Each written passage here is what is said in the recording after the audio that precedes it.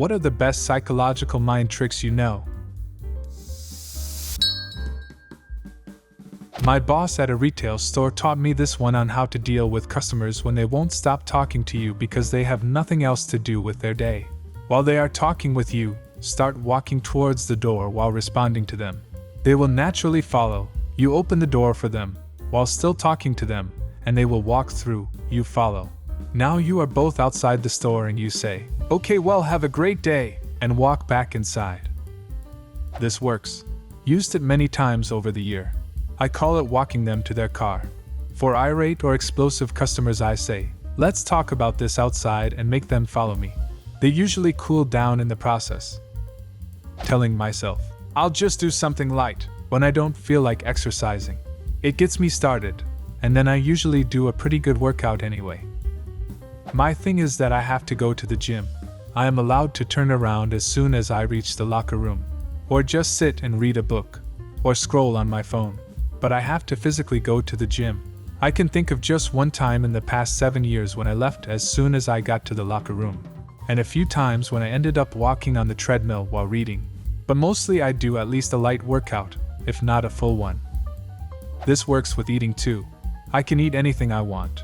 But first I have to drink 12 ounces of water and wait 15 minutes. Usually I find out I wasn't hungry, but thirsty and or bored. Always bring inept management 2 options. The one you want them to choose, and another that's obviously not a good idea. It can't be too obvious though. I have dealt with highly evolved management. The T-1000 of Boobery, if you will. I bring the obvious good idea and obvious bad idea. He shoots down both in favor of his plan, which is objectively brain damaged. Forgot to add that when his brilliant idea takes a dump, my idea is suddenly moderately acceptable.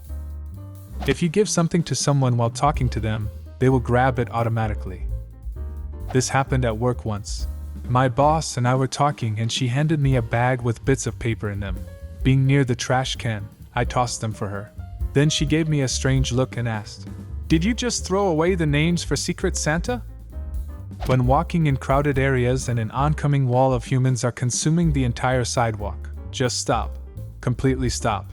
They will move around you, clearing the path. It feels like Moses parting the sea.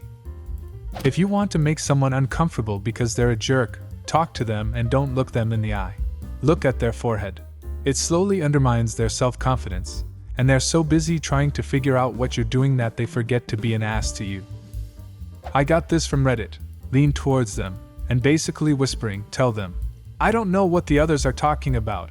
I don't think you smell bad at all." If you can pull this off without a smile, you'll have made someone extremely uncomfortable.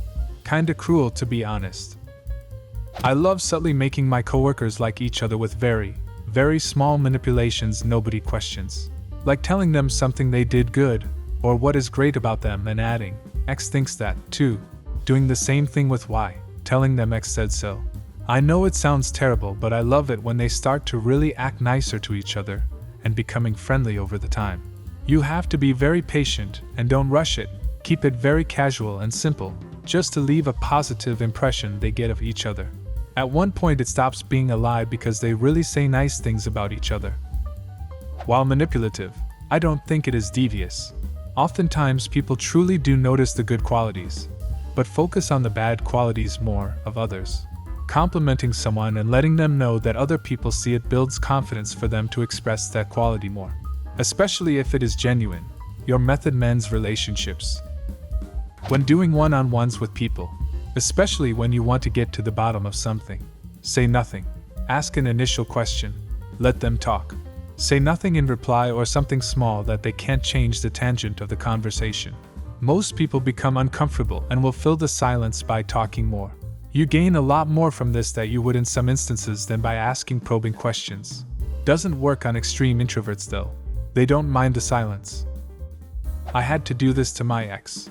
I caught him cheating and just presented my first piece of small evidence, which he quickly gave a shitty excuse for, and instead of probing I just stayed quiet while he continued to talk and add more each time he spoke, until it evolved into basically a complete confession and the excuses dissolved. People don't like silence. When someone shoots an insult or wise-ass comment, play dumb and pretend you don't understand or didn't hear them. It removes their power if they have to repeat it. Or when someone says a controversial joke that's actually offensive, ask them to explain why it's funny. Wait, I don't get it. Can you explain it to me?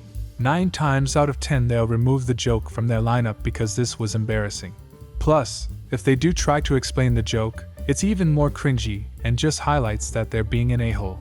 Especially after their explanation if you say something along the lines of, "Oh, now that I get it, that's not funny at all." When you can't choose between two things, do the coin 50-50 but don't look at the result. Pick the thing that you wish would have won. It works every time, at least for me. I do a similar thing, but I do look at the result. If I feel any sense of disappointment about the result, no matter how small, then I know what I ultimately prefer. Get someone to say yes to something small, and it significantly increases the odds they'll say yes to something bigger. Get someone to fulfill small favors for you, and you'll increase chances significantly that they'll think favorably about you. I don't know if this qualifies, but 100% the easiest way to improve your relationship with anyone, spouse, friend, family, is an unexpected gift at an unexpected time. If you're stuck talking to someone on the phone, walk to your own front door and ring the doorbell or knock on it. Then you just say, "Hey, someone's at the door, I've got to go," and say bye and hang up. Works every time. Conversely, if you hear a knock on the door and you don't want to deal with social interaction, grab your shoes and put them on. When you open the door, you can say you're about to leave to get the person to leave too, or if you want to talk to them, say you just got back home. If the person sees me naked with my shoes on, and I tell them I'm about to leave, I'll have way much more explaining to do. The best lies have elements of the truth with subtle changes to suit the perception you want others to accept as the reality. As a wise man once said, "If you only ever bend the truth, no one will notice the marks you're leaving." Letting people who are wrong think they are right and then minding my own business saves me mod energy and peace of mind. They can never know my Jedi ways. I remember when I realized that I can just let it go when someone says something I disagree with, and I'm so much happier because of it. I have 3 that I use all the time. When I screw up, I tell myself, "Well, I was always going to make that mistake, because I didn't know any better. Thank goodness that I do now. What lesson can I take away from this?" It sounds super cheesy, but it has become almost reflexive. Similarly, when I feel something very strong and uncomfortable, I try to get curious about it. One of my friends who is a fitness nut once described a metaphor for it when doing Pilates. She often comes across a particular part of the range of motion in the exercise that is really difficult all of a sudden. That's a weak point being discovered in the moment, a place that can use some work. Emotions are like that too. When something hurts all of a sudden, there's something to look at, explore, and work on. This lessens the punch for me, and it takes me out of the flooded state where I just want to blame. Lastly, I remember that my emotions and my immediate thoughts are not under my control. That sounds like it could be self-indulgent or dangerous, but the second part is that my actions are. There is no need to feel guilty about a thought that crosses my mind. It's what I do with it that dictates what kind of person I am. Memorization by repetition. Yep, writing things by hand is also known for helping memorization. Whenever there's something truly important I need to remember, I'll write it down 3x 5x over. Super helpful when I was in acting classes.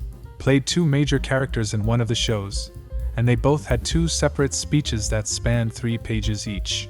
Wrote each speech multiple times word for word, and by day 2 of rehearsals, I knew all my lines in question. One of the best memorization methods I ever taught myself. Highly recommend. Brush your teeth after dinner. If you're like me, having to brush them again before bed is enough of a deterrent to keep me from having a midnight snack. If you misplace something, when you find it again, put it back in the first place you looked for it.